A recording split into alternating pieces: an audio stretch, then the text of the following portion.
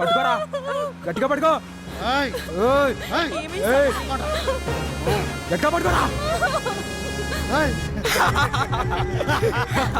కాలొచ్చిందంటరా.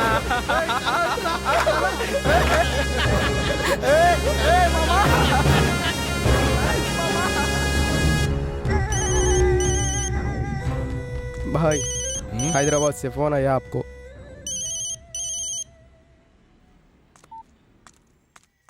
हाँ खान भाई, एंटी संगति कैसे हो? ठीक है। आपको एक बड़ा तोहफा दे रहा हूँ ना कि 25 మాల్ కావాలి, మంచి మాల్. మనకు చాలా పెద్ద ఆర్డర్ వచ్చింది. ఓకే ఓకే, నీ మనీ నీకు ట్రాన్స్ఫర్ అయిపోతుంది. గట్లనా? मेरे को 1 वीक में चाहिए. తప్పకుండా. ठीक है मेरे भाई. शाबाश. अगर ये हो गया నీకు చాలా పెద్ద డీల్ వస్తుంది. కోరీలు మస్తు మంది ఉన్నారు. ఓకే జీవా, అర్థమైంది భాయ్. ఉంటా. ఖుదాఫిజ్. ఖుదాఫిజ్.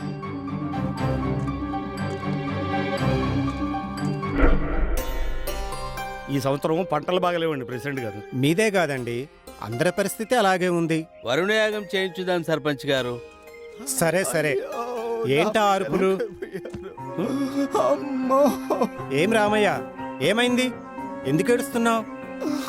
అయ్యా, నా బిడ్డలు 2 దినాలించి కనిపిస్తలేరయ్యా.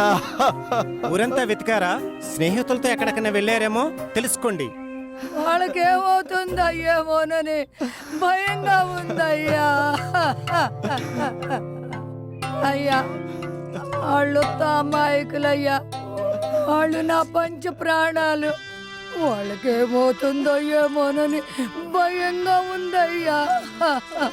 సర్పంచ్ గారు, వాళ్ళు లాభం శుభం తెలియని పిల్లలు. పాపం సీతా సావిత్రి 2 రోజుల నుంచి కనపడటం లేదట. ఆ తల్లిదండ్రులు చూడండి ఎలా బాధపడుతున్నారో. అవునయ్యా, ఆ సీతా సావిత్రులు పిలిస్తే కాని పలుకరు, చాలా అమాయకులు, లోకం తెలియని వారు. మన రామయ్య లాగా మీరే ఏదో ఒకటి చేయాలయ్యా, మీకు పుణ్యం ఉంటుంది.